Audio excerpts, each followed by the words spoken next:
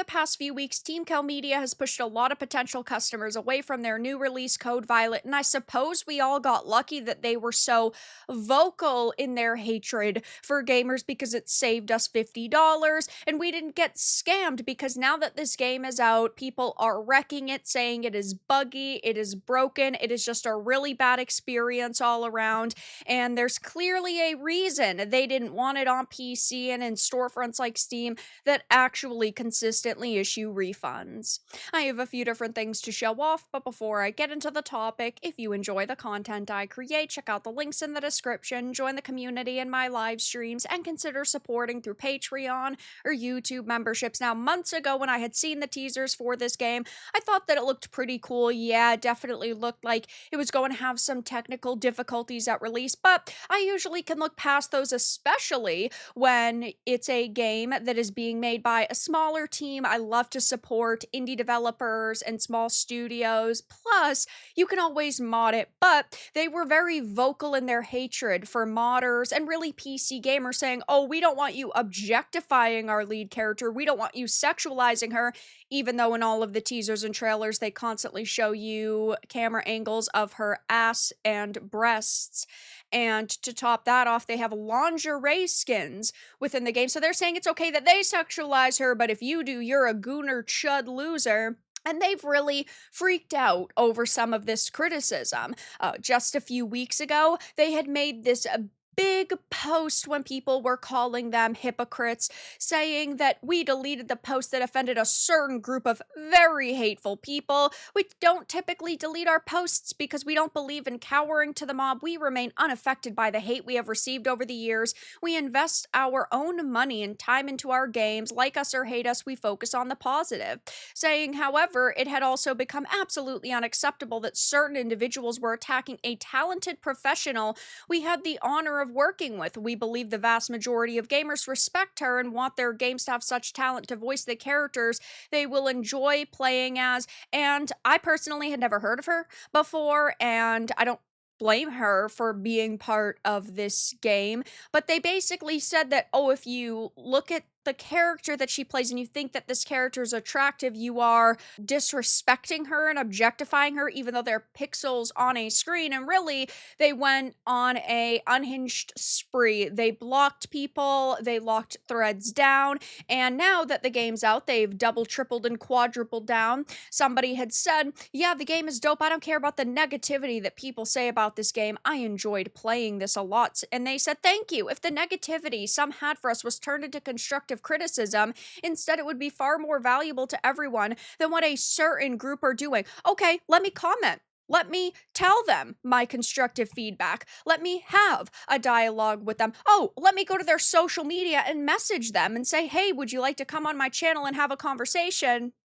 That's right. You can't, because they don't want constructive criticism. They don't want to open a dialogue. They just want to sit in their echo chamber and for people to pat them on the back and say, oh my gosh, it sucks that you guys are going through this and you guys are the victims, because people like this constantly surround themselves with yes men who don't actually care about listening to the other side. If you are not with them, you are against them and you are labeled an enemy. Now, we do not know exactly who is running this social media account.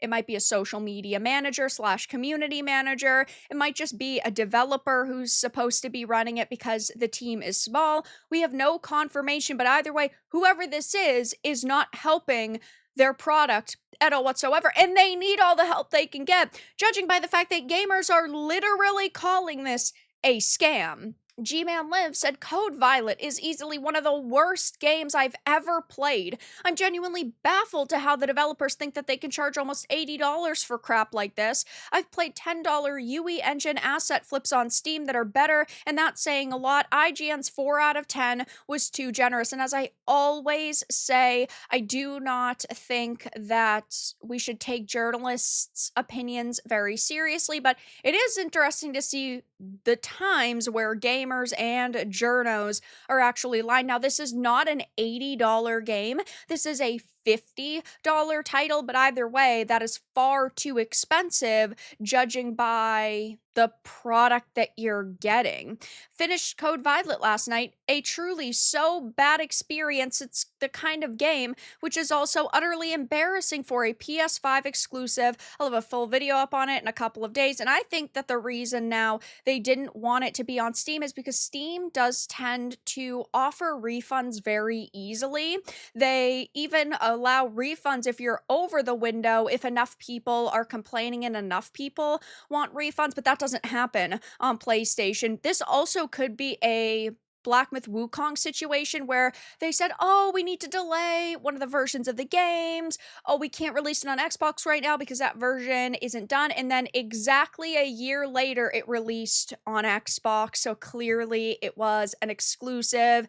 They didn't disclose that. But I think that it is so fascinating that we have gotten to the point where we have to speculate, because this could have been a game that didn't face controversy, that didn't face backlash from a community, except for just gamers saying it, yeah, it's low quality, but they're adding so much fuel to the fire. I cannot wrap my head around why people keep hyping up games from the studio. The Code Violet devs are the same ones who released Quantum Error for $60. If you buy anything from Teen Kill Media, you are frankly asking to be scammed. And hey, I suppose the studio is pretty consistent with their game quality, even if it's trash, because Quantum Error is also rated the same. It also got very similar review scores, and over on Metacritic, there are no user reviews up yet because typically they give it like 24 hours before people can actually leave scores, and sometimes even a little bit more. But we are seeing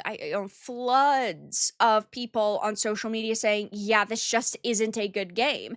And hey, maybe if they had released it on PC, things would have been slightly different because gamers would have said, oh, I can just mod it. It'll be fine, even if it takes a week or two. People are willing to look past developer errors if they have ways to fix it themselves and actually get the best bang for their buck, but that's not the case here. And if you take a look at the scores over on the PlayStation storefront under ratings and reviews, it is sitting at a 2.96, so it is a 3 out of 5 stars, but there are more negatives than there are positives, and the positives are clearly people trying to almost reverse review bomb it and say, you guys are being too harsh and we need to fight the chuds. It is sitting at 5 stars, 34%, 4 stars, 9%, versus the 2 stars at 11% and the 1 stars at a 35%. Whew, that is not a good look for them, that there are so many negatives. And now you can actually start seeing some of the reviews people are leaving, and well, most of the ones that are highlighted here are 1 stars. Never thought I'd see a game worse than Callisto Protocol this soon. I'm so mad. I don't think I'm ever going to buy a game on the PlayStation Store again until they fix their refund policy. PC Master Race. I liked Callisto Protocol to a certain extent, but the fact that they ripped away from the ending from you just to sell it to you in a DLC was atrocious, and it's no shocker to see that they're never going to be able to make another game like that again. A 1 star, they didn't even want to put the time into explaining all the problems. Code Violet, the game is virtually unplayable. Gave up before I even made it through the tutorial. Some areas are so dark you can hardly see to navigate, and apparently you get a flashlight at some point, but you should start with one because you need it as soon as you leave the first room. If you are anywhere close to a wall or an object in the environment, then when you go to aim at the enemy, your character completely blocks out your line of sight and you can't even see an enemy that's right in front of you, so you just have to start shooting and hope you're aiming at it because 3/4 of your screen is just Violet's upper torso blocking everything out. This person gave a 5 star and they said Code Violet is a game about a girl's endurance under pressure. You play as a female protagonist navigating hostile environments where survival, awareness, and persistence matter more than raw power. The atmosphere is the strongest asset. I gotta be honest, this sounds like some sort of copy and paste synopsis on this game. And oh, it's about a girl's endurance under pressure.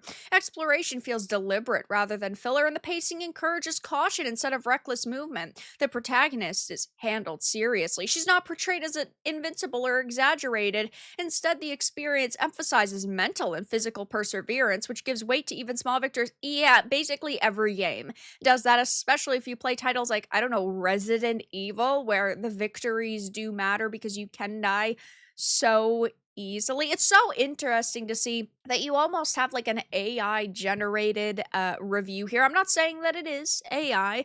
I just think that it's worded in a very like specific way. But regardless, things are not looking particularly good for Teen Kill Media right now, and they're really only making things worse for themselves by taking to social media, attacking their potential customers, and doubling, tripling, and quadrupling down like posts, as I have talked about, where they've said things like, the fans and players love Code Violet. The opinions of two individuals who didn't like it have no effect, when clearly it is far more than two people who are saying it's not a good game. So yeah, I'll be keeping my eye on this situation very closely. If they're listening to this video, hey, unblock me, have a conversation with me, but I don't think that's going to happen. Though that's all that I had to discuss in this video. Let everyone know your thoughts in the comments below. If you found this important and informative, make sure to give it a like, share it, and subscribe to the channel. And if you didn't, give it a dislike.